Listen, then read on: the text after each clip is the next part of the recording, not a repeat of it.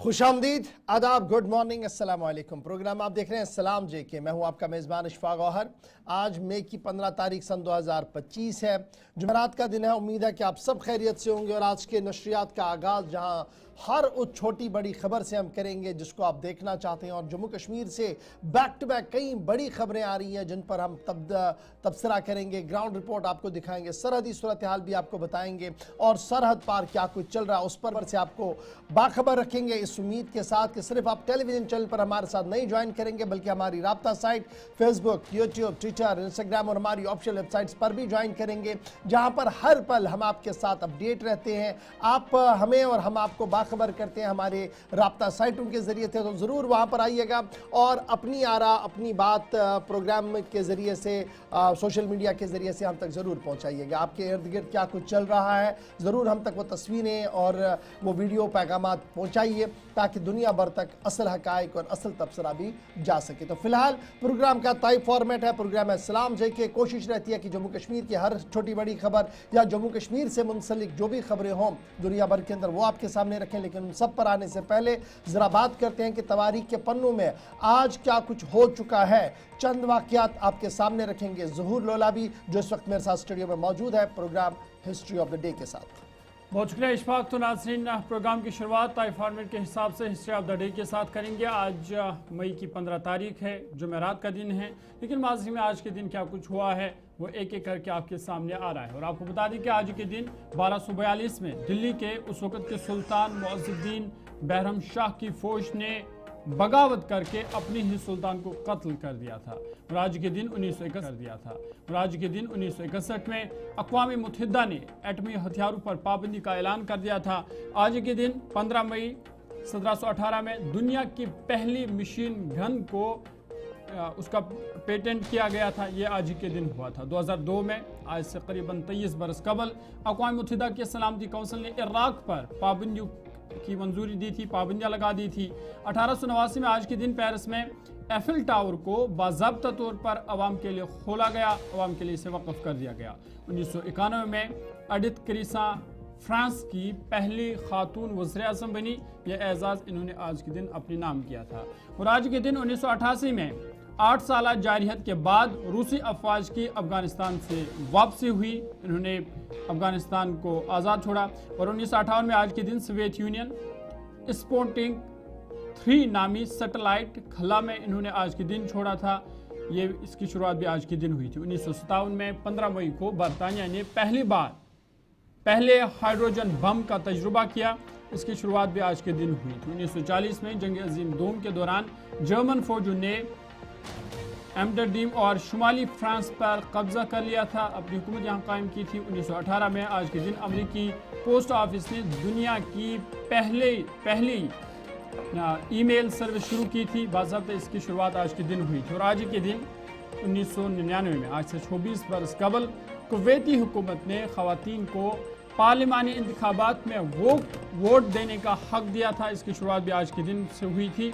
और जो कुवैत के ख़वातीन हैं उनके लिए आज बड़ा दिन है, क्योंकि आज के दिन उन्हें इंतखाबात के लिए, ख़ासकर पार्लिमानी इंतखाबात के लिए वोटिंग का हक मिला था। ये चंद अहम वाक़ात थे कौमी और आलमी सतह के जो हमने एक एक करके आपके सामने रखे हैं।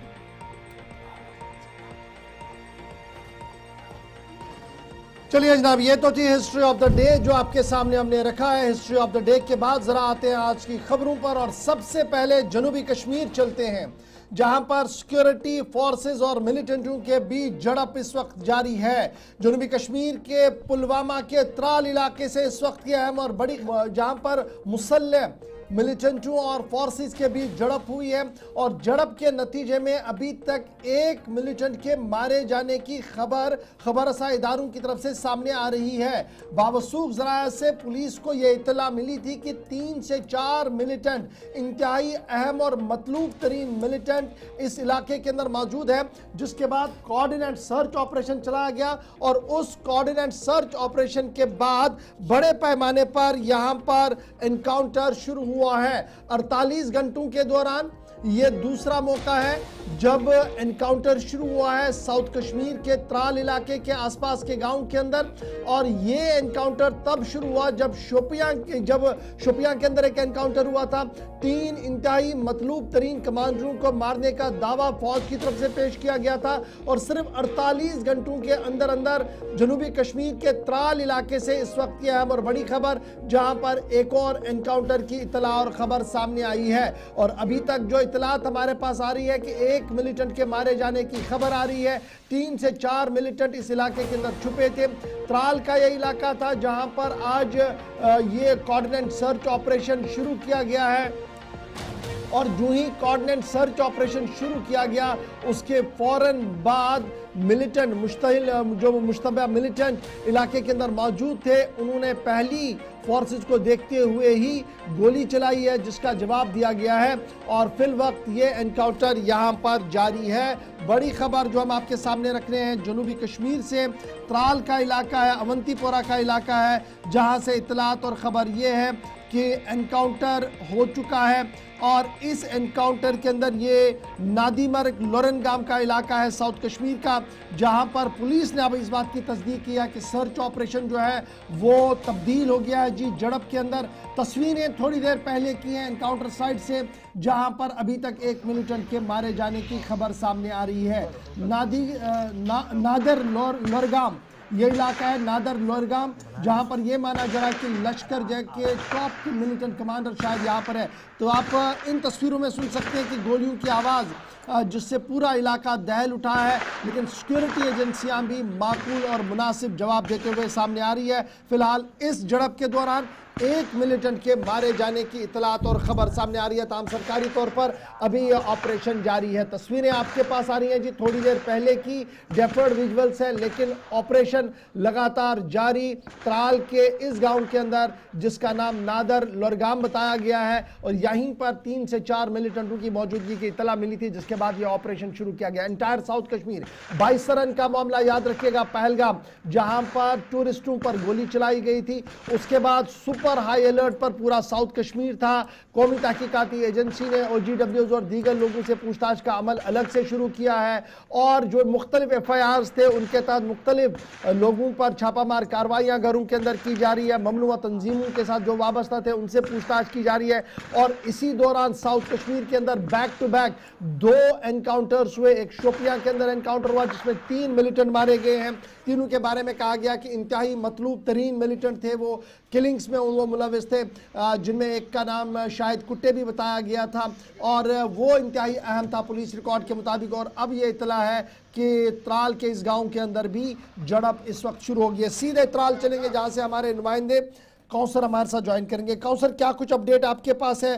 क्योंकि विजुअल्स हम डेफर्ड चला रहे हैं, लाइव विजुअल्स नहीं दे रहे हैं। सिक्योरिटी के भी बहुत सारे मामलात रहते हैं, डू एंड डोंट्स की एक लंबी फहरिस्त है। लेकिन इस बीच अभी तक क्या इत्तला है? 3 से 4 मिलिटेंटों की इत्तला सिक्योरिटी एजेंसीज को, ऑपरेशन ज्वाइंटली शुरू किया गया, ऑपरेशन शुरू होने के साथ ही गोली चली है और एक मिलिटेंट के अभी तक मारे जाने की खबर है। क्या कुछ डिटेल्स आपके पास? जी बिल्कुल इशफाक, आपको मैं बताना चाहूंगा कि इस वक्त मैं मौजूद हूं नादर इलाके में, जहां पे सिक्योरिटी फोर्सेस को इतला मिली थी कि इलाके में मिलिटेंट छुपे हुए हैं। जो ही सर्च ऑपरेशन चलाया गया तो सर्च के दौरान छुपे हुए मिलिटेंटों ने गोली चलाई सिक्योरिटी फोर्सेस पे, जो एनकाउंटर में तब्दील हुआ। आप जो मेरे पीछे देख रहे हैं यही वो इलाका है जहाँ पे सुबह सवेरे एनकाउंटर शुरू हुआ, जो कि अभी भी जारी है। हालांकि आपको बता दूं कि जितने भी आने जाने वाले रास्ते हैं उनको सील कर दिया गया, किसी को आने जाने की इजाजत नहीं दे रहे। मैं आपको कोशिश करूंगा कि दिखाने की ये वो इलाका है, यहाँ पे जो रिहायशी इलाका है, यहाँ पे मिलिटेंट छुपे हुए थे। और आपको बता दूं कि अभी अभी एक खबर जराए से हमें मालूम होता है कि एक मिलिटेंट जो कि मारा जा चुका है, लेकिन अभी उसकी तस्दीक होनी बाकी है। फिलहाल आपको बता दूं कि वक्फे से यहाँ पे गोली, दोनों तरफ गोलियों की आवाजें सुनाई दे रही है, जिसकी वजह से आम लोगों में खौफ दहशत का माहौल पैदा हुआ है। तो फिलहाल ये जो आप विजुअली देख रहे हैं ये नादर त्राल के। अच्छा, ये बताइएगा कौंसर, बड़ा इंपॉर्टेंट ये कहा जा रहा है कि 3 मिलिटेंट जो है, 3 से 4 का जो एक ग्रुप है, ये इंतहाई अहम मिलिटेंट है, लोकल मिलिटेंट भी इसमें है। और हो सकता है पहलगाम वाले मामले में इनका कोई कनेक्शन हो। क्या इस तरीके की कोई खबर जरा से या सिक्योरिटी एजेंसी से आपके पास?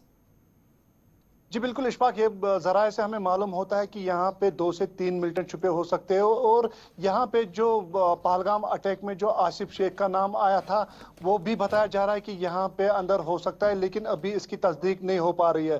फिलहाल हम जो देख रहे हैं कि दोनों तरफ गोलियों का तबादला जारी है और आप सुन भी सकते हैं कि अभी भी गोलियां चल रही है। तो आपको बता दूं कि यहाँ पे जो रिहायशी मकान है वहाँ पे जो सिक्योरिटी फोर्सेज ने जितने भी अंदर सिविलियन थे उनको सेफ्टी तरीके से निकाला गया, क्योंकि सिक्योरिटी फोर्सेज के लिए पहली प्रायोरिटी सिविलियंस की होती है। तो फिलहाल ये जो आप मेरे पीछे इलाका देख रहे हैं यही वो इलाका है जहां पे सुबह से एनकाउंटर जारी है।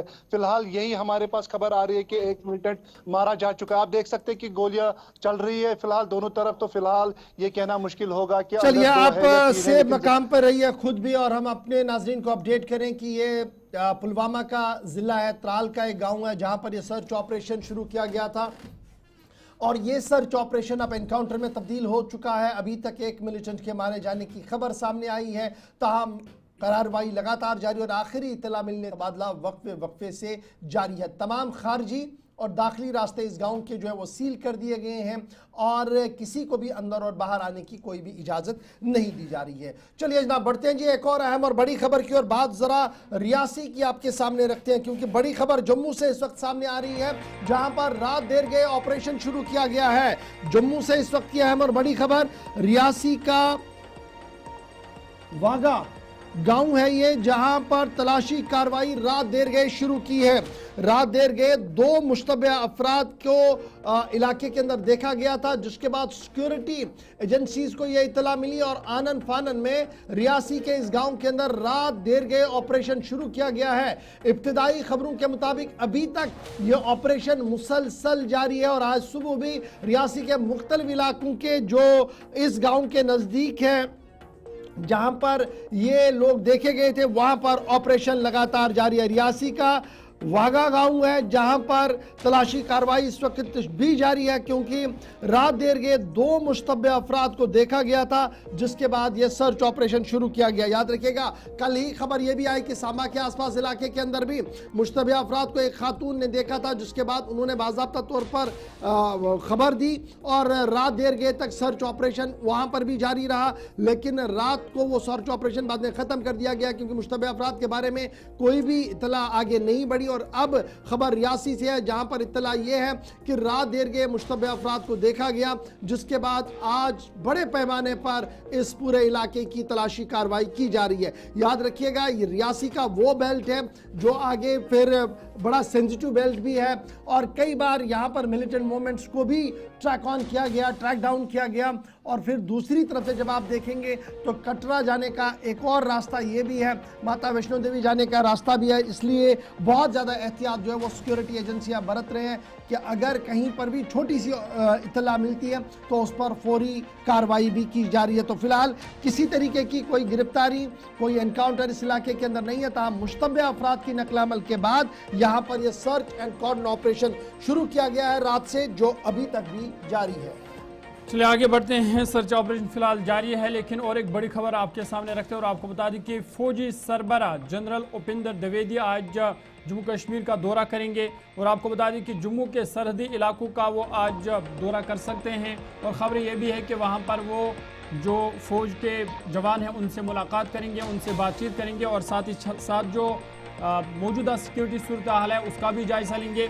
और आपको याद होगा ये दौरा इसलिए भी अहम है क्योंकि ऑपरेशन सिंदूर के बाद फौजी सरबराह जनरल उपिंदर द्विवेदी का ये पहला दौरा है, इसलिए इस अहम दौरे पर सबकी नज़रें रहेंगे। आपको बता दें कि आज वो जम्मू पहुंचेंगे, उसके बाद वो जो सरहदी इलाके हैं वहां का दौरा करेंगे और फौजी जवानों से मिलेंगे, उनके हौसला अफजाई करेंगे, क्योंकि जिस तरह से फौजी जवानों का किरदार रहा ऑपरेशन सिंदूर में और जिस तरह से ऑपरेशन सिंदूर के दौरान पाकिस्तान ने सरहद पर वहां से गोलाबारी की उसका भरपूर जवाब दिया गया, उनकी हौसला अफजाई करने के लिए आज जो फौजी सरबराह उपिंदर द्विवेदी हैं वो जम्मू पहुंच रहे हैं और पूंछ राजौरी का भी वो शायद दौरा कर सकते हैं और वहाँ फौजी जवानों से मिलेंगे। और ये दौरा इसलिए अहम है क्योंकि ऑपरेशन सिंदूर के बाद जहाँ ये पहला दौरा है वहीं CDS के जो वो भी उनके साथ मौजूद रहेंगे और जम्मू कश्मीर की जो मौजूदा सिक्योरिटी सूरत हाल है और जंगबंदी के बाद भी ये चूँकि पहला दौरा है इसलिए ये दौरा काफ़ी अहमियत का हामिल है। और साथ ही साथ इस दौरे के दौरान वो जम्मू कश्मीर की सिक्योरिटी सूरत हाल का जायजा लेंगे। चलिए, बड़ी खबर हम आपको बता रहे हैं, जहां पहले राजनाथ सिंह वज़ीर दिफा की खबर आ रही थी, ताहम अभी तक दिफाई और अस्करी ज़राइयों ने इस खबर की तस्दीक नहीं की है, लेकिन खबर यह आ रही है कि chief of the army staff और जो CDS है वो शायद जम्मू के मुख्तलिफ इलाकों का दौरा कर सकते हैं, और स्पेशली सरहदी इलाके जहाँ पर पाकिस्तान की गोलाबारी से रिहायशी मकानों, मजहबी मकामात और स्कूलों को काफ़ी ज़्यादा नुकसान पहुँचा है, लेकिन जिस तरीके से फौजियों ने वापस डटकर मुकाबला वहाँ पर किया है, तो माना जा रहा कि ये दौरा इंतहाई स्ट्रेटजिकली बड़ी इंपॉर्टेंस का हामिल है, क्योंकि 15वीं कोर के अफसरान वहाँ पर मौजूद रहेंगे, फौज के आला अफसरान वहाँ पर मौजूद रहेंगे जो ब्रीफ करेंगे CDS chief of the defence staff और साथ साथ दीगर अफसरों को कि किस तरीके की सूरत हाल इसके सरहदों पर बनी हुई है, क्या कुछ डायरेक्शंस आगे लेने हैं और किस तरीके से हालात पर काबू करना है। सीधे हम जमशीद मलिक के पास चलेंगे। जमशीद, अपडेट करें। खबर ये थी कि वज़ीर दिफा साहब आ रहे हैं और इस ज़िमन में खबर थी कि जम्मू और पुंछ राजौरी के कई मकामात का वो दौरा करेंगे, लेकिन अभी तक दिफाई और अस्करी ज़राया इसकी तस्दीक नहीं कर रहे हैं, लेकिन खबर ये है कि फौजी सरबरा दौरे पर आ रहे हैं, सपा सालार साहब जो है वो दौरे पर आ रहे हैं, और इस ज़िमन में ग्राउंड तैयारियां काफ़ी ज़्यादा कर ली गई हैं। और बिल्कुल वजीर दिफा के दौरे की खबर कल से सामने निकलकर सामने आ रही है, मगर अभी तक उसकी तस्दीक नहीं हो पाई है, मगर जराए जो कंफर्म कर रहे हैं कि हो सकता है कि उनका दौरा भी जम्मू कश्मीर का हो, मगर इस बीच फौज के सरबराह का दौरा आज जम्मू कश्मीर का है, जहां वो जम्मू के बाद राजौरी और पुंछ के कई लाइन ऑफ कंट्रोल के इलाकों का दौरा करेंगे, जहां फौज से उनकी मुलाकात होनी है और मुलाकात के बाद हौसला बुलंद करना है, क्योंकि ये इलाके ऐसे रहे जो बहुत ज्यादा मुतासर हुए हैं, खास करके राजौरी और पुंछ के इलाके, जहां फौज ने पूरी तरह दिफा किया और मुंह तोड़ यहां से जवाब दिया, और उसी के चलते फौज के सरबराह का आज दौरा बड़ा अहम दौरा माना जा रहा है, जो लाइन ऑफ कंट्रोल के नजदीक के इलाकों का भी दौरा करेंगे, जहां जवानों से मुलाकात भी करेंगे। इस दौरे को बहुत अहम दौरा इसलिए भी माना जा रहा है कि सीज फायर के बाद ये पहला दौरा उनका होगा जो जम्मू कश्मीर का दौरा है, क्योंकि खास करके ये इलाके, क्योंकि इस बार की अगर देखा जाए सबसे ज्यादा सुर्खियों में जो है जम्मू कश्मीर का वो राजौरी और पुंछ का इलाका बहुत ज्यादा सुर्खियों में रहा, जहां पुंछ के अंदर शहरी आबादी को बहुत ज्यादा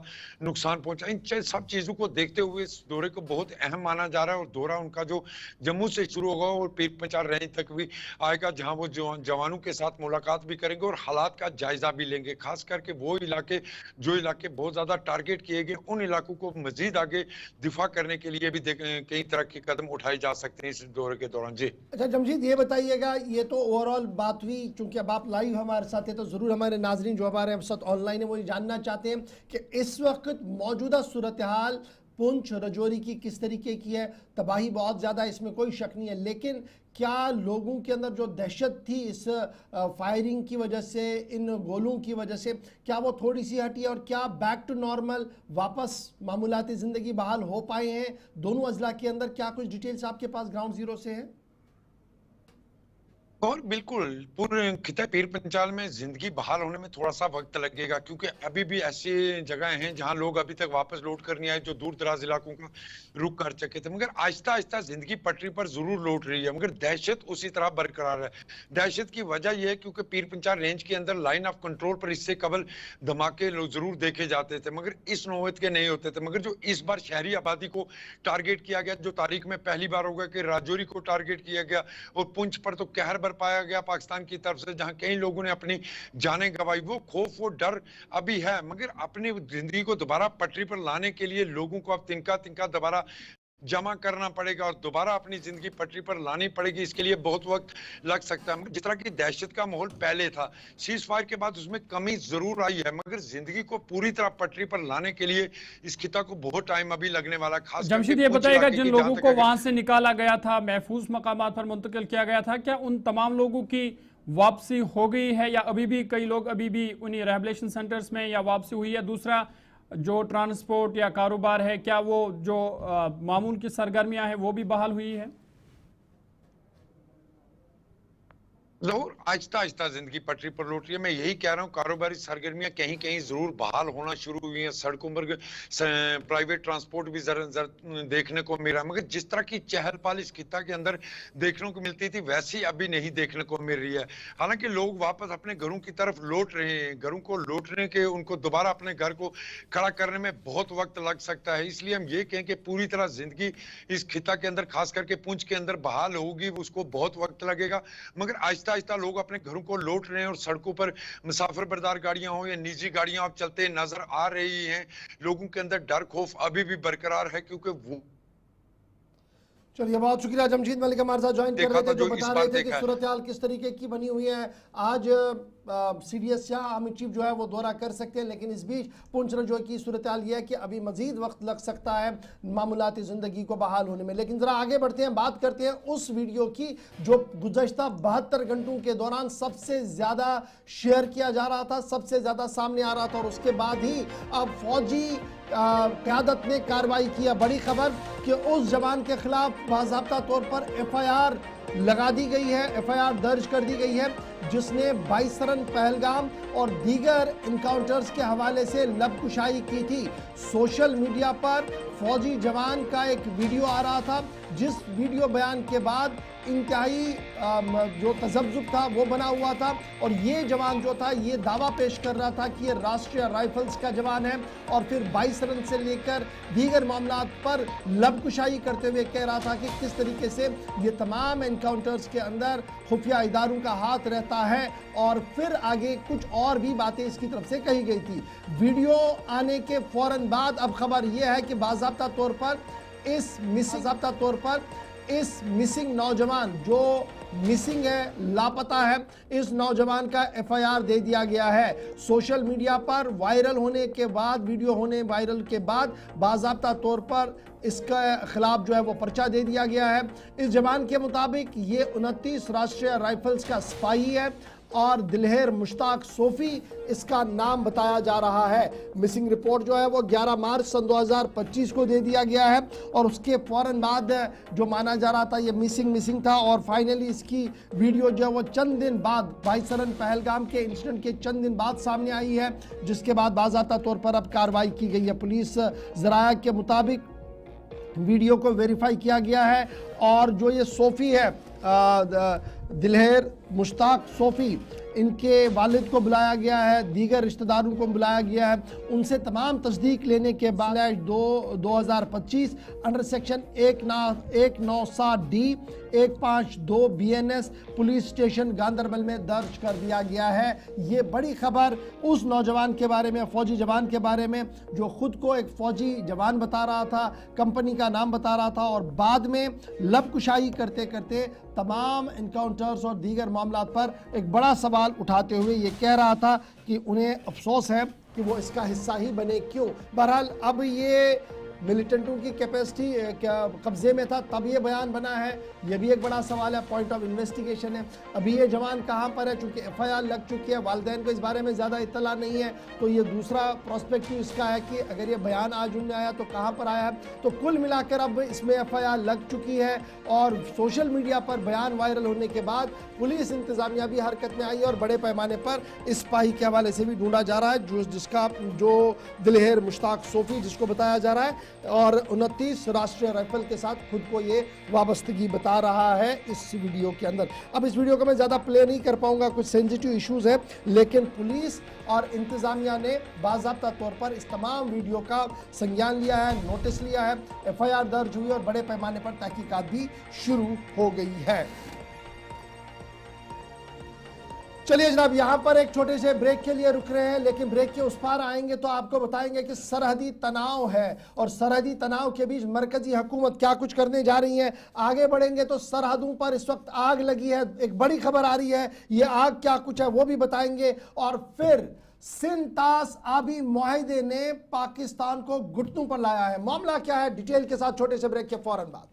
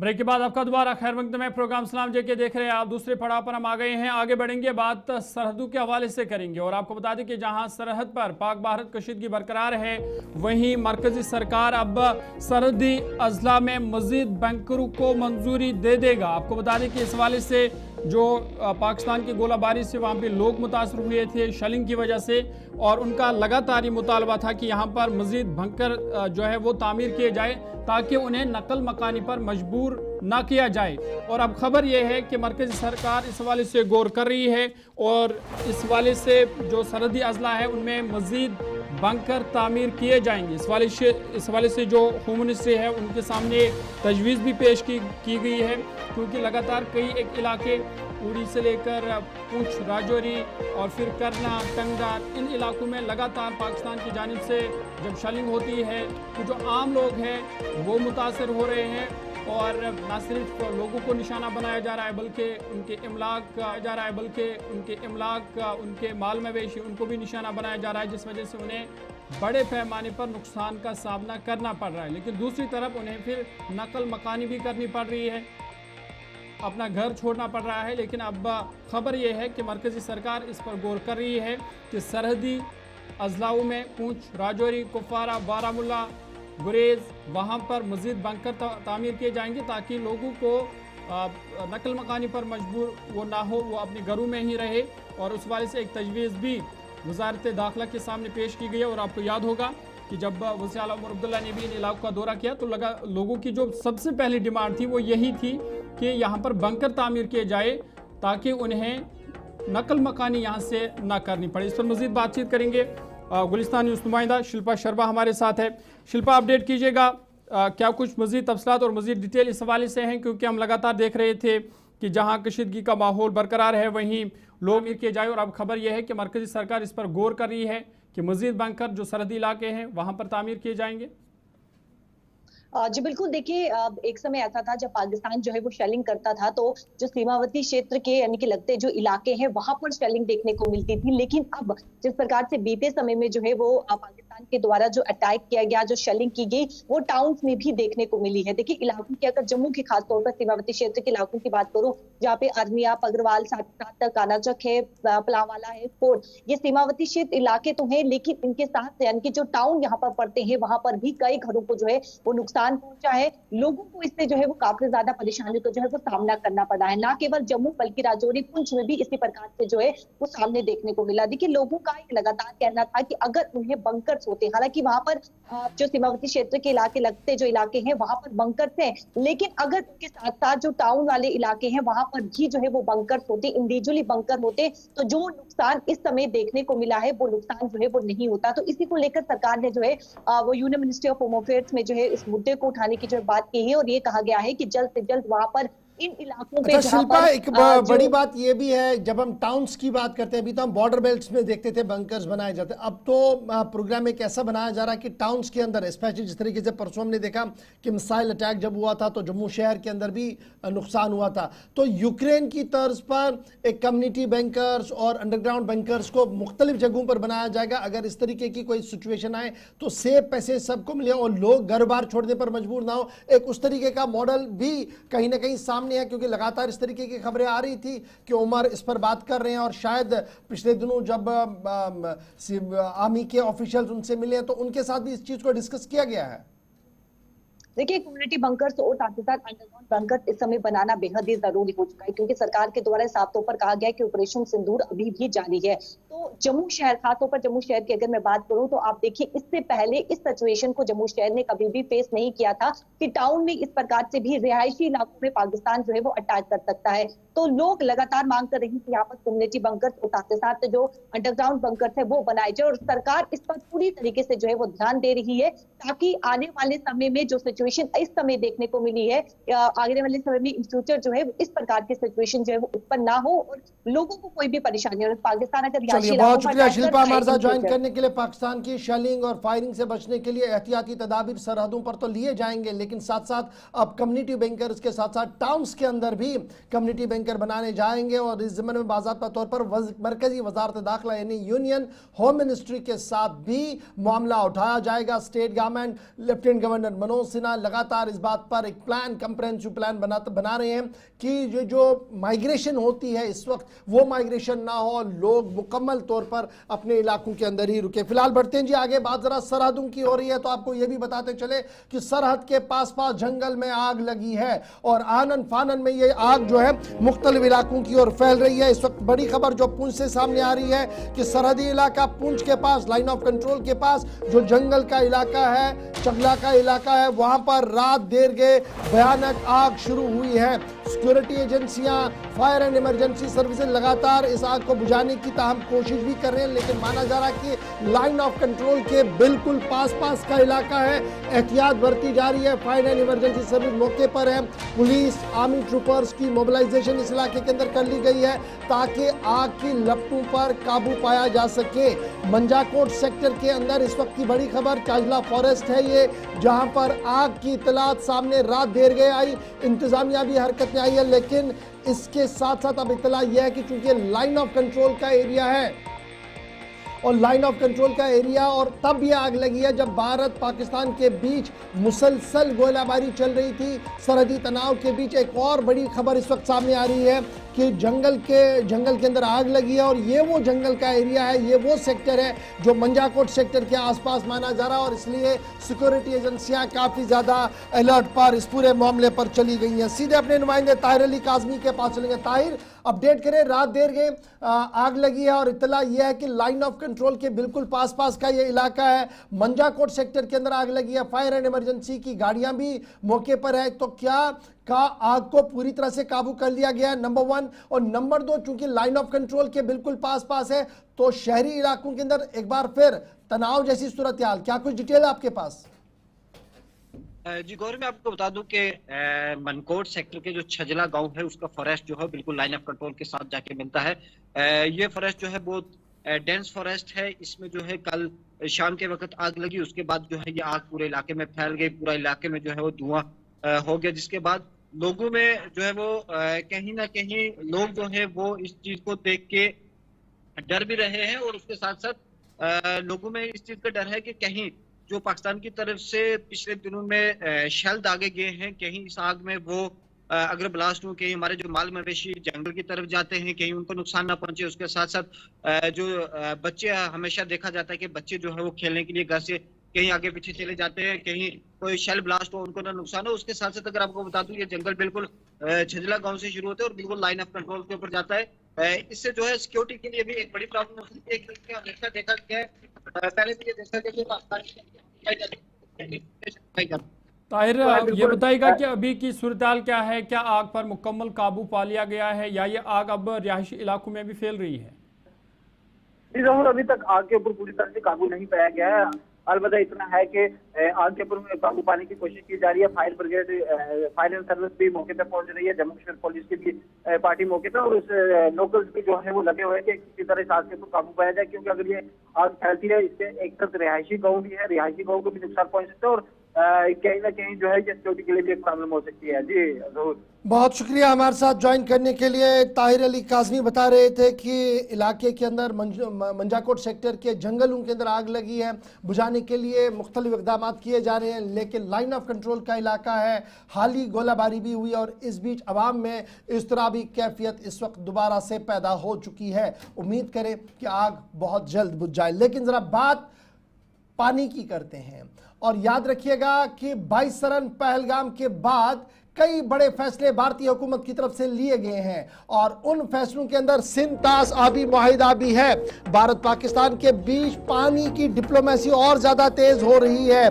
भारत की तरफ से जहां सिंतास आबी मुआहिदे को सस्पेंशन में कर दिया गया, उसको एबेंस में डाल दिया गया और अपने तरीके से तमाम दरियाओं के पानी के इस्तेमाल, गेट्स खोलने और बंद करने का अमल लगातार जारी है। उस बीच खबर यह है कि पाकिस्तान ने पहली मर्तबा भारत के साथ राबता करने की कोशिश की है। सिंतास आबी मुआहिदे से लेकर जो नुकसान पाकिस्तान की ज़राअत और पाकिस्तान के अंदर इस वक्त हो रहा है, उसको देखते हुए पाकिस्तानी एडमिनिस्ट्रेशन ने बाज़ाब्ता तौर पर गवर्नमेंट ऑफ इंडिया के साथ राबता करने की कोशिश की है। इस तरीके की खबर जो है वो सामने आ रही है और पाकिस्तान लगातार ये चाह रहा है कि सिंतास आबी मुआहिदे के तमाम शिकों पर बातचीत हो सकती है।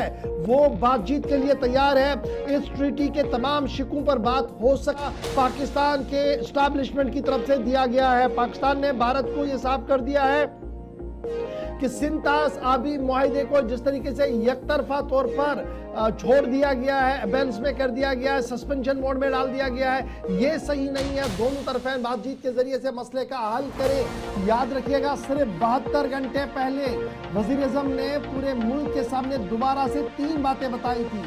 पानी और खून एक साथ नहीं बहेगा। वो इस कॉन्टेस्ट में था कि सिंतास आबी मुआहिदे के जरिए से जिन दरियाओं का पानी पाकिस्तान ले रहा था, अब उस पर उनका हक नहीं रहेगा।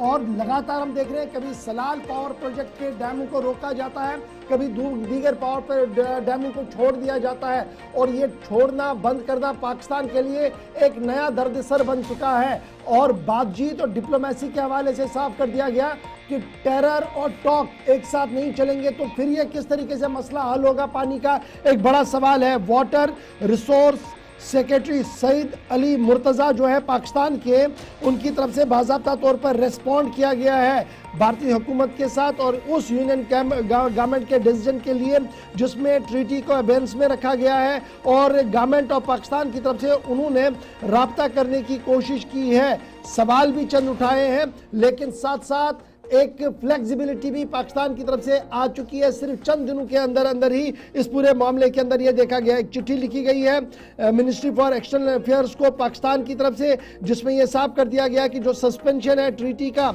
ये जी ट्रिगर कर सकता है और क्राइसिस, पॉलिटिकल क्राइसिस तो होंगी, लेकिन उनके मुल्क के अंदर खुशकसाली और तबाही के आसार इससे हो सकते हैं। इसलिए बहुत ज़्यादा ज़रूरी है कि आप इन दरियाओं के मामलों पर जो ट्रीटी है उसको उसी तरीके से देखें।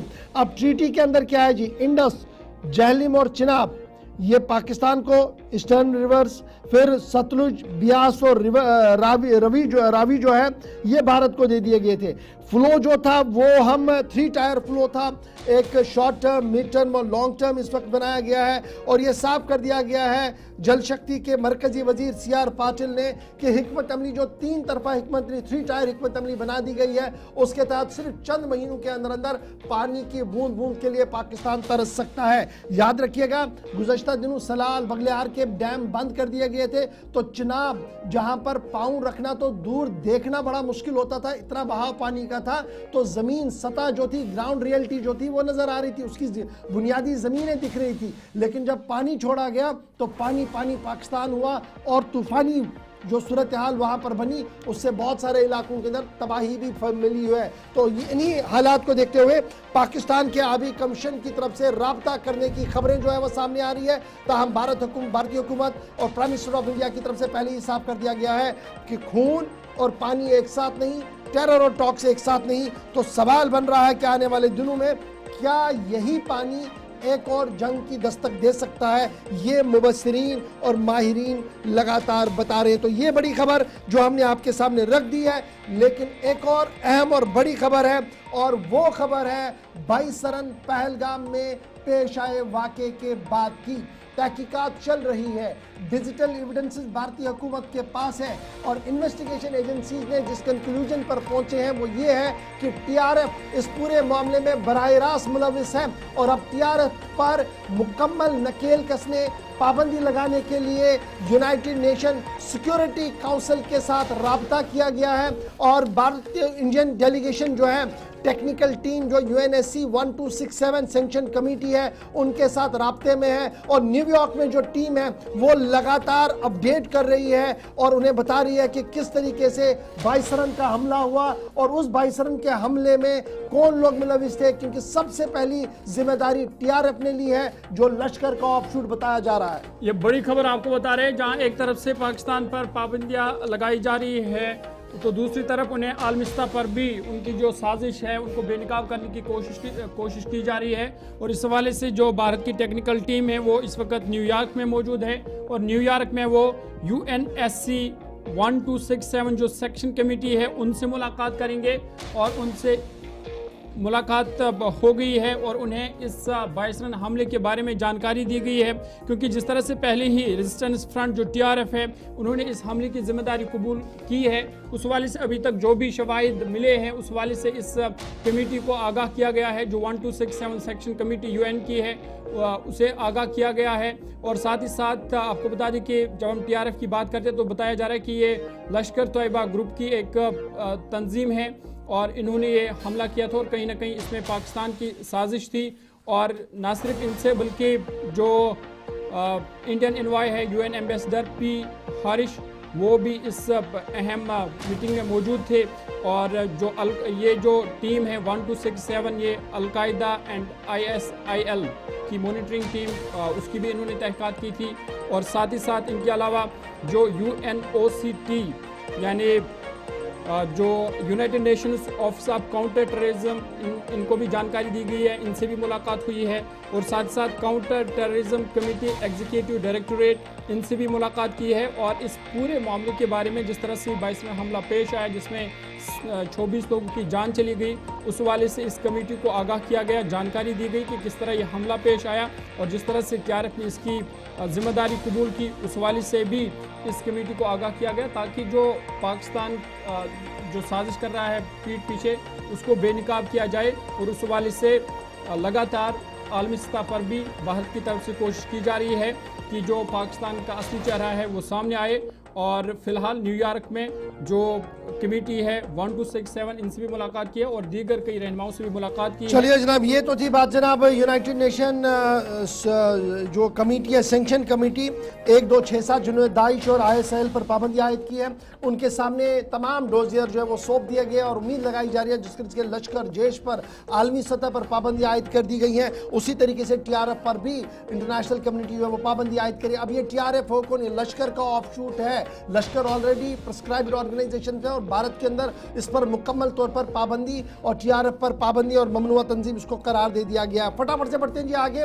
एक और बड़ी खबर भारत पाकिस्तान तनाव के बीच अब सोशल मीडिया के बाद एक और कार्रवाई की गई है और वो ई-कॉमर्स के जरिए से की गई है। एक और चोट पाकिस्तान को पहुंचाने की कोशिश और बाज़ाब्ता तौर पर कन्फेडरेशन ऑफ इंडियन ट्रेड की तरफ से यूनियन कॉमर्स मिनिस्टर को जो खत लिखा गया था जिसमें यह कहा गया था कि जो अमेजॉन और फ्लिपकार्ट है उधर से पाकिस्तानी परचमों को बेचने पर पाबंदी आयद कराई जाए, वो इस वक्त जो है वो देखने को मिल रही है। बड़ी खबर कि सरकार ने, सेंट्रल गवर्नमेंट ने पाबंदी आयद कर दी है अमेजॉन और फ्लिपकार्ट को कि वो किसी भी तरह से पाकिस्तानी परचमों को ऑन रोल नहीं रखेंगे और उनकी जो सेल है उस पर फिलहाल पाबंदी आयद कर दी है।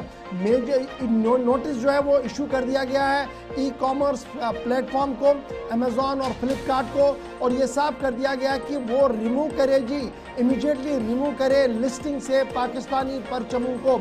याद रखिएगा, confederation of India traders CAIT ने मरकजी हुकूमत के वजीर पीयूष गोयल और प्रहलाद जोशी से मुलाकात और ख़त लिखा था जिसके बाद पाकिस्तानी परचमों पर पाबंदी आयद करना और उन्हें ई-कॉमर्स प्लेटफॉर्म के ज़रिए से भारत और भारत के मुख्तलिफ रियासतों के अंदर पहुंचाने पर पाबंदी आयद हो। तो इंडस्ट्री के इस खत के आने के बाद बाज़ाब्ता तौर पर यह फैसला लिया गया। CCPA ने नोटिस जारी किया अमेजॉन इन और फ्लिपकार्ट को, UBI इंडिया को, ETSY को और फ्लैग कंपनीज को और ये फ्लैग कॉरपोरेशन ऑफ इंडिया को भी कि किसी भी तरीके का पाकिस्तानी परचम न बेचा जाएगा न उसकी सप्लाई को यकीनी बनाया जाएगा और इसको पूरी तौर से अपनी सेल लिस्ट से हटाया जाए। इस तरीके की बात जो है वो सामने आई है।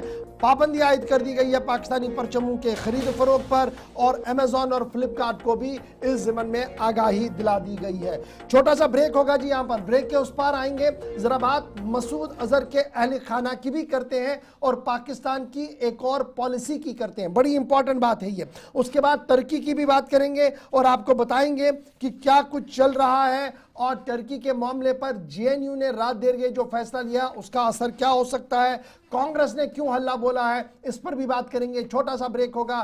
पाक भारत कशीदगी के बीच भारत की सियासत किस तरीके की है, इस पर हमारी नजर रहेगी। आपको पल पल का अपडेट करेंगे छोटे से ब्रेक के फौरन बाद।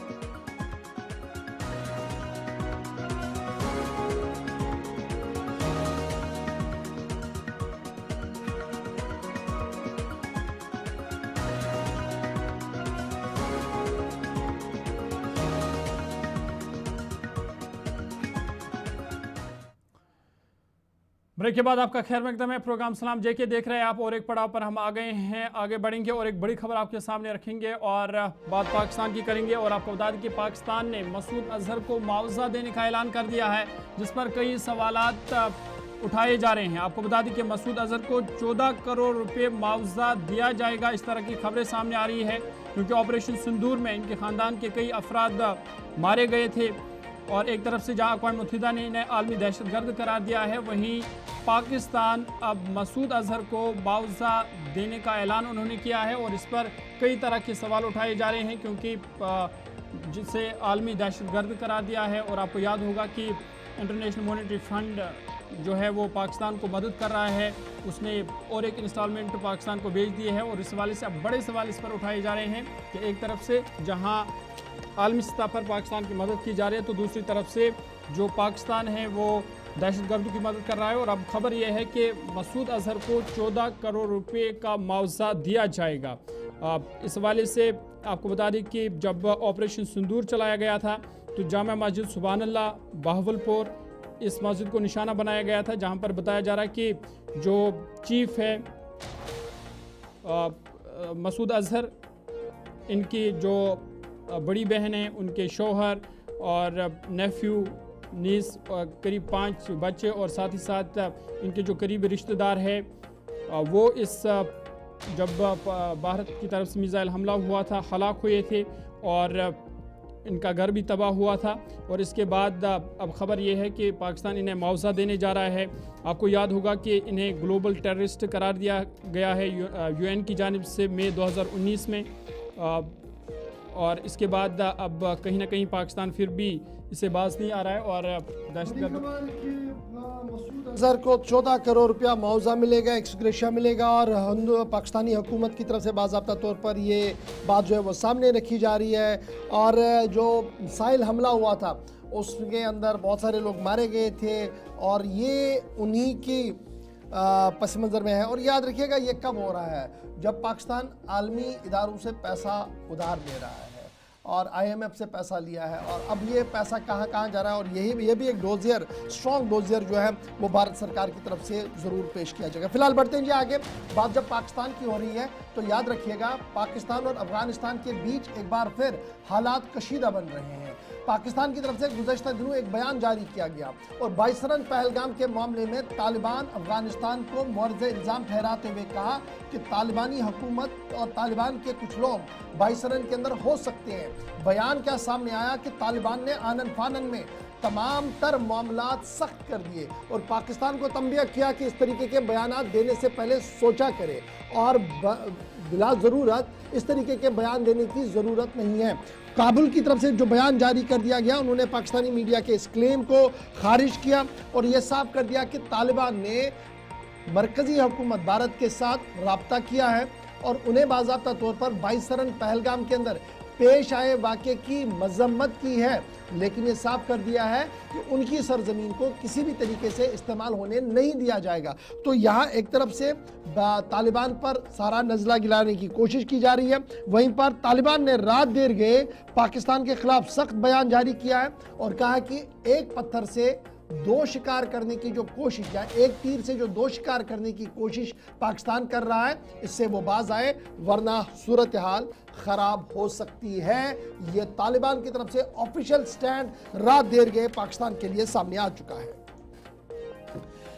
चलिए जनाब, इसके बाद जरा तुर्किया की भी बात करते हैं, रजब तैयब अर्दगान की भी बात करते हैं। पूरे मुल्क के अंदर जहां कल हमने आपको बताया था कि तुर्की के लिए और आज़रबाईजान के लिए तमाम बुकिंग्स कैंसिल हो रही है, सूरत हाल क्या कुछ बन रही है। इस बीच बड़ी खबर सामने आ रही है कि तकरीबन 350 से ज़्यादा ड्रोन्स तुर्की की तरफ से पाकिस्तान को दिए गए।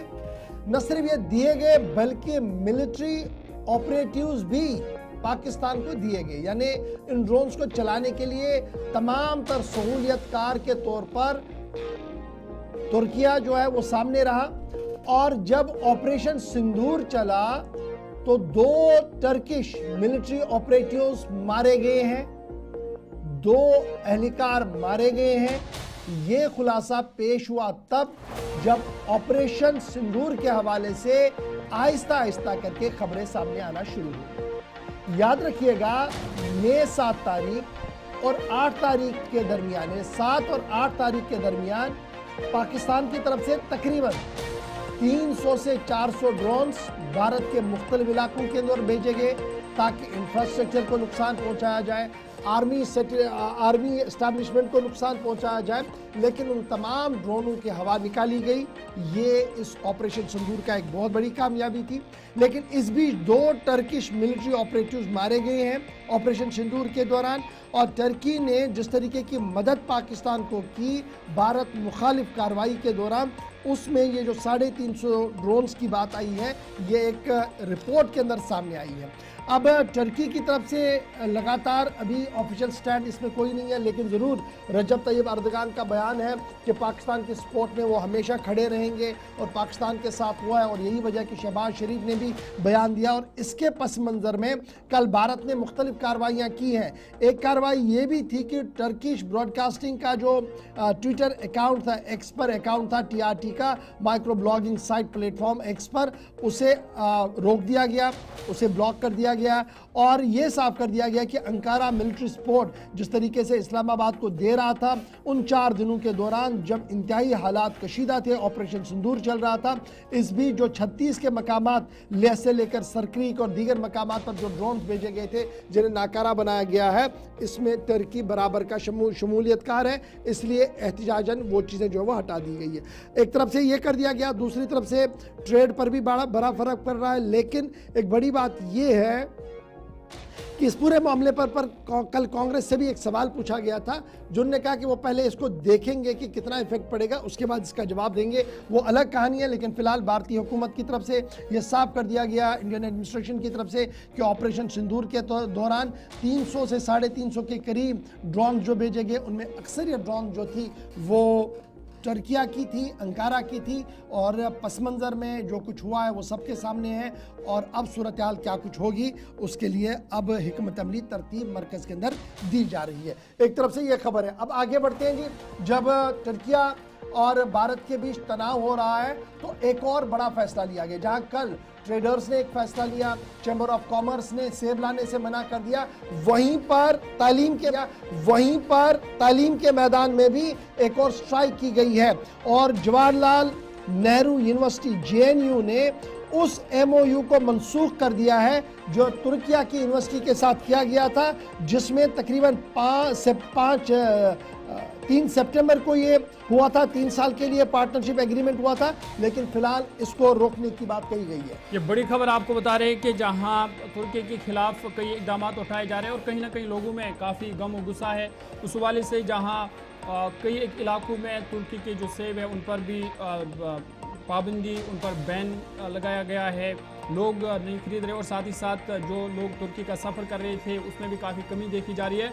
लेकिन ये बड़ी खबर कि अब तालीमी निज़ाम के हवाले से भी तुर्की को भी इसका बड़ा नुकसान उठाना पड़ रहा है। और जो JNU यूनिवर्सिटी है, उन्होंने तुर्क यूनिवर्सिटी के साथ जो एक बड़ा मुआहिदा था, मेमोरेंडम था, MOU था, उसे मुअत्तल कर दिया गया है। आपको बता दें कि 3 फरवरी को 3 साल मुद्दत के लिए यह मुआहिदा तय हुआ था, जिसमें क्रॉस कल्चरल रिसर्च और स्टूडेंट एक्सचेंज का प्रोग्राम था, एक बड़ा प्रोग्राम था। लेकिन अब मौजूदा सूरत हाल को देखकर और ख़ासकर नेशनल सिक्योरिटी को देखकर ये बड़ा मुआहिदा तुर्की यूनिवर्सिटी के साथ मुअत्तल हुआ है। आपको बता दें कि जवाहरलाल नेहरू यूनिवर्सिटी ने एकेडमिक जो मेमोरेंडम है MOU, ये जो न्यू यूनिवर्सिटी तुर्किया की है उसके साथ ये मुआहिदा हुआ था, ताहम 3 फरवरी को 3 साल मुद्दत के लिए मुआहिदा हुआ था।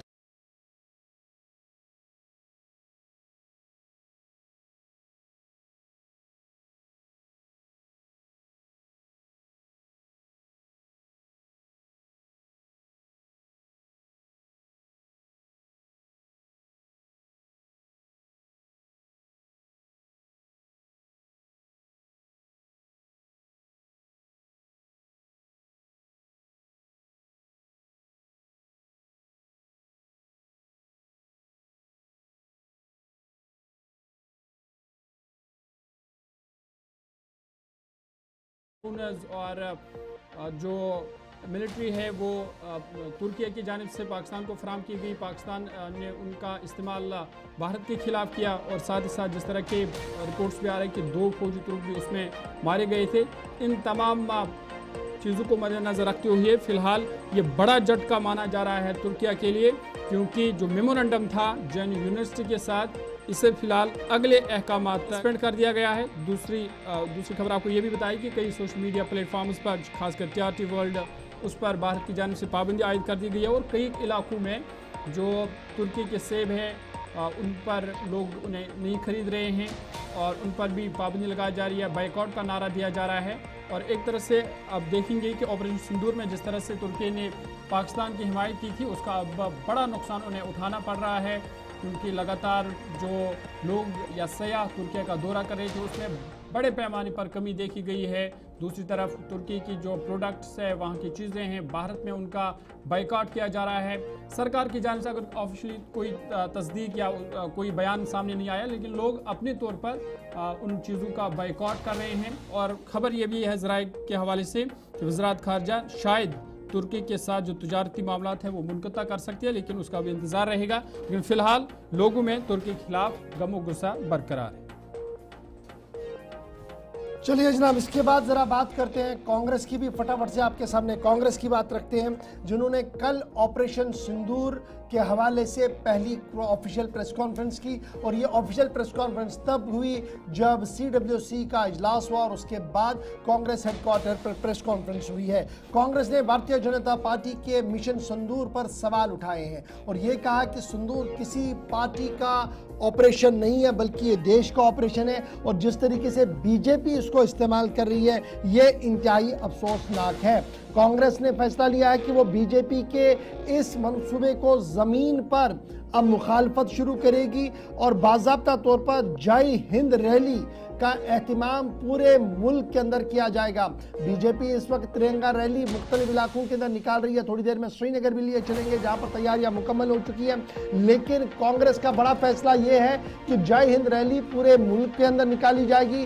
कल कांग्रेस के सीनियर लीडर्स की प्रेस कॉन्फ्रेंस हुई है और सीनियर लीडर जयराम रमेश ने भारतीय जनता पार्टी के ऑपरेशन सिंदूर पर, सियासत पर सवाल उठाए हैं। कांग्रेस की तरफ से सवाल पूछा गया कि डोनाल्ड ट्रंप ने जिस तरीके से सीज फायर करवाया है, इसके बाद वजीर आजम को जो डिटेल्स देनी चाहिए थी वो डिटेल्स अभी तक भी नहीं दी गई है। बुधवार शाम को ये फैसला लिया गया कि जय हिंद सभा मुख्तलिफ रियासतों के अंदर की जाएगी।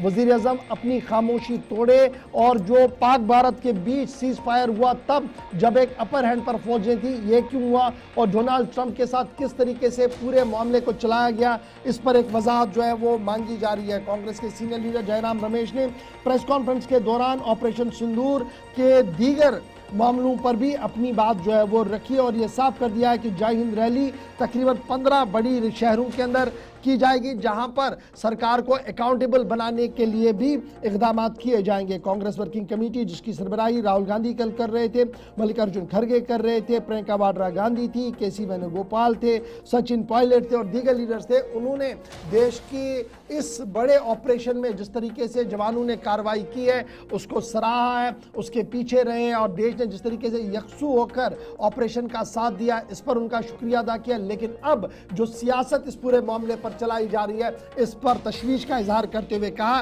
कि पूरे मुल्क के अंदर अब रैलियां निकाली जाएंगी और ये रैलियां उस रैली के मुखालफत में होंगी जहां पर सियासत की जा रही है। ऑपरेशन सिंदूर पर जय हिंद सभा कांग्रेस की तरफ से शुरू की जाएगी।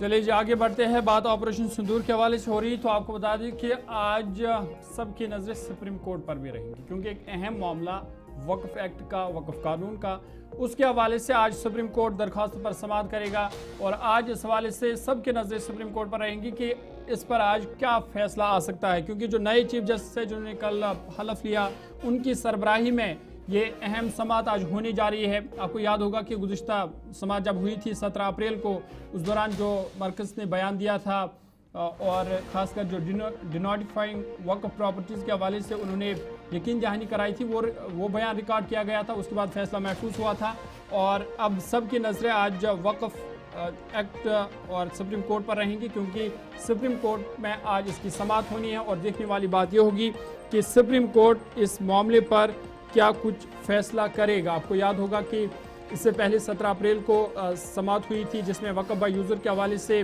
जो मरकज़ की जानिब से जवाब दाखिल किया गया था और उसके बाद यकीन दहानी कराई गई थी कि इस हवाले से मरकज़ ने यकीन दहानी कराई थी कि वक्फ जो है ये मुसलमानों की हक़ में है। लेकिन लगातार जो मुस्लिम तंजीमें हैं या सियासी पार्टियाँ भी जो है जिनकी तरफ से दरख्वास्त भी दायर की गई है, कांग्रेस हो, आम आदमी पार्टी हो, जम्मू कश्मीर की कई सियासी पार्टियाँ हैं, और उन्होंने बाज़ाब्ता तौर पर इसके ख़िलाफ़ कहा है कि ये कानून मुसलमानों के ख़िलाफ़ है, इस कानून को वापस लिया जाए। लेकिन अब देखने वाली बात ये होगी कि आज सुप्रीम कोर्ट इस हवाले से क्या कुछ फैसला सुनाएगा।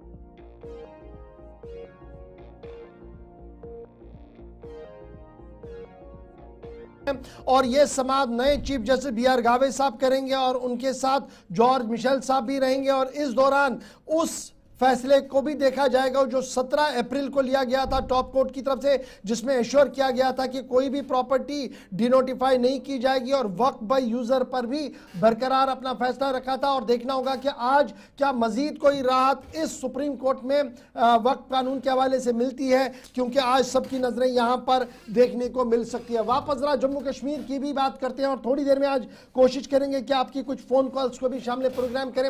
आप कॉल करना शुरू कीजिएगा हमारे नंबरों पर, थोड़ी देर में वो नंबर्स आपके पास आएंगे। आपकी आवाज को हुकूमत तक पहुंचाने का वक्फा हमने बीच में रोक दिया था, हालात इस तरीके थे, लेकिन जरूर कोशिश को बहाल रखेंगे। आज फिर से कोशिश करेंगे। लेकिन बात जंग के बीच, मौजूदा तनाव के बीच उस यात्रा की भी करते हैं जहां पर हजारों लोग हर दिन आते थे और जिला रियासी के अंदर अहम तरीन यात्रा जिसे आप वैष्णो देवी यात्रा कहते हैं वो आहिस्ता आहिस्ता करके दोबारा शुरू हो रही है।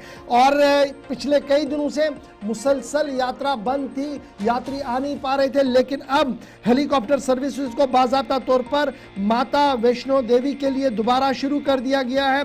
और ये हेलीकॉप्टर शुरू होने के साथ ही यात्रियों के अंदर भी एक नया जोश, एक नया जज्बा जो है वो देखने को मिल रहा है। याद रखिएगा सर्विसेज बंद तब कर दी गई थी जब एयरपोर्ट बंद कर दिया गया था, हवाई पट्टी को किसी को इस्तेमाल करने की इजाज़त नहीं थी, इस बीच सर्विसेज यहाँ डाउन की गई थी। और जब एयरपोर्ट बंद था तो बहुत सारे लोग जम्मू कश्मीर नहीं आ पा रहे थे, लेकिन अब खबर ये है कि हालात बेहतर होने के साथ ही माता वैष्णो देवी के लिए यात्रियों का आने जाने का सिलसिला दोबारा से शुरू हुआ है। और रियासी इंतजामिया ने बाज़ाब्ता तौर पर तमाम तर तैयारियां पहले ही कर रखी है।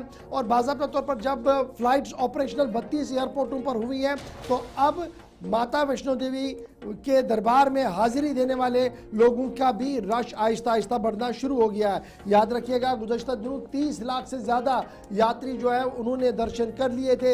हज़ारों यात्री जो है वो हर दिन माता के दरबार पहुंचते हैं, रात वहां पर बिताते हैं, सुबह वापस आते हैं। लेकिन नामसाइद हालात की वजह से जहां मुख्तलिफ सेक्टर्स पर बुरा असर पड़ा, वहीं पर मजहबी सयाहत भी बुरी तरह से मुतासर जम्मू के अंदर हुई और जो हज़ारों लोग आते थे वो रुके हैं। लेकिन आहिस्ता आहिस्ता करके पटरी पर जिंदगी वापस लौटना शुरू हुई है और माता के दरबार में हाजिरी देने के लिए भी अब तमाम तैयारियां जो है वो मुकम्मल हो गई और कल से बाज़ाब्ता तौर पर हेलीकॉप्टर सर्विसेज भी जो है वो शुरू कर दी गई और काफ़ी यात्रियों ने कल इसके ज़रिए से यात्रा भी की है। एक तरफ से इस यात्रा की बात और दूसरी तरफ से एक और यात्रा कश्मीर के अंदर होने जा रही है और इस ज़िमन में भी तमाम तैयारियां कर ली गई हैं।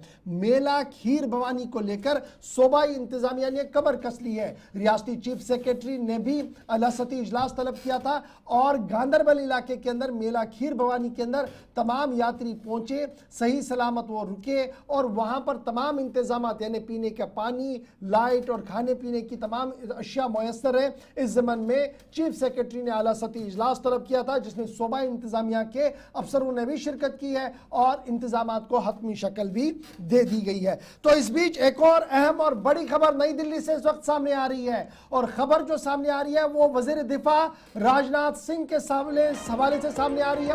वजीर दिफा राजनाथ सिंह नई दिल्ली अपनी रिहाइशगाह से निकल चुके हैं, जम्मू कश्मीर के दौरे पर जा रहे हैं और वजीर दिफा आज थोड़ी देर के बाद जम्मू पहुंचेंगे जहां पर वो अग्रीम चौकियों का मुआयना भी करेंगे, पुंछ रजौरी भी जा सकते हैं और जम्मू के कठुआ सांबा के बेल्ट में भी जो जाकर इंटरनेशनल बॉर्डर पर हालात का जायजा ले सकते हैं। इस बीच बड़ी खबर ये कि आर्मी के टॉप ऑफिशियल CDS से लेकर आर्मी चीफ और दीगर अफसरान भी अब की बार आज जो है वो वजीर दिफा के साथ रहेंगे जहां पर वो खुद मुआयना करेंगे, हालात वाक़ात का जायजा लेंगे। वहीं पर माना जा रहा है कि वजीर दिफा आज बाद सपहर एक अहम तरीन इजलास भी बुला रहे हैं जिस इजलास के अंदर तमाम फौजी अफसरान वहां पर मौजूद रहेंगे। उधमपुर से लेकर श्रीनगर बेस तक जितने भी टॉप ऑफिशियल्स हैं वो उन्हें ब्रीफ करेंगे कि सूरत हाल किस तरीके की बनी हुई है, सरहदों पर क्या कुछ चल रहा है, DGMOs की मीटिंग के बाद क्या कुछ इकदाम किए गए हैं, क्या कुछ करने की ज़रूरत है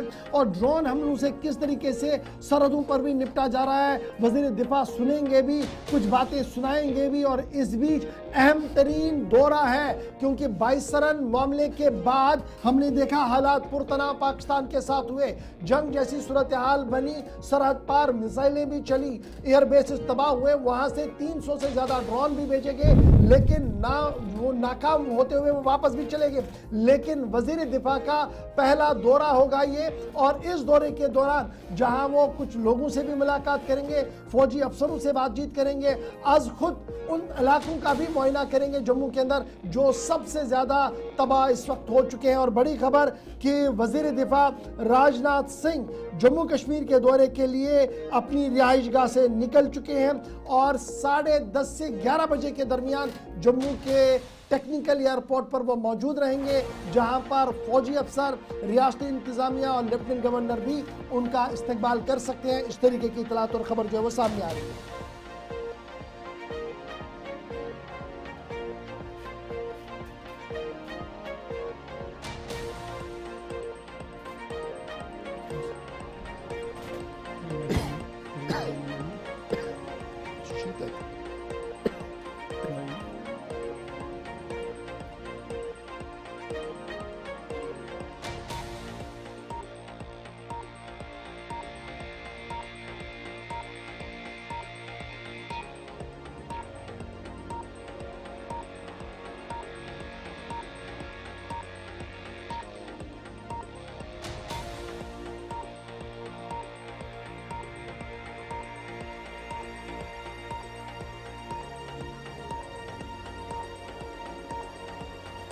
चलिए, वज़ीर दिफा राजनाथ सिंह अब से कुछ देर बाद जो है वो जम्मू पहुंचेंगे और जम्मू से फिर खबर ये भी है कि श्रीनगर भी वो पहुंचेंगे और जम्मू और कश्मीर के जो सरहदी इलाके हैं उनका दौरा करेंगे। आगे बढ़ते और एक बड़ी खबर की बात करते हैं और आपको बता दें कि ऑपरेशन सिंदूर की कामयाबी के हवाले से आज जम्मू कश्मीर में तिरंगा रैली का इनेकाद होगा और आपको बता दें कि इस हवाले से अलग अलग तकरीबें श्रीनगर में होंगी, जम्मू में होंगी और आज से बाज़ाब्ता तौर पर इसकी शुरुआत होगी। बीजेपी की तरफ से इसकी शुरुआत की जाएगी श्रीनगर और जम्मू में आज से और करीबन 10 दिनों तक ये रैली जो है वो जारी रहेगी।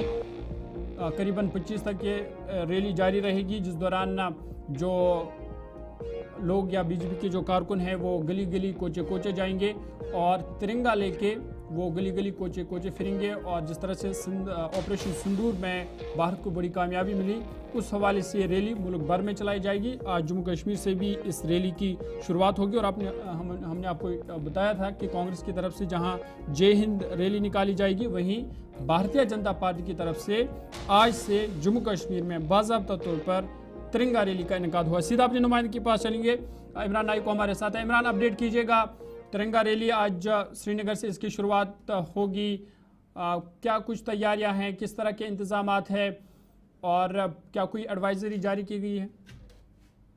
देखिए ज़ूर, बिल्कुल आज जम्मू कश्मीर बीजेपी यूनिट की तरफ से तिरंगा रैली यूनिट जो है तिरंगा रैली का इनेकाद किया जा रहा है, जो कि शेर कश्मीर पार्क से गुजरते हुए लाल चौक घंटाघर की तरफ रवाना होंगी और इसमें जो कश्मीर यूनिट बीजेपी के जितने भी लीडरान है, सीनियर लीडरान है, उन्हें मदद किया गया है और साथ ही जो पार्टी के जो कारकुनान है, जो वर्कर्स है, वो इस रैली में शिरकत करेंगे।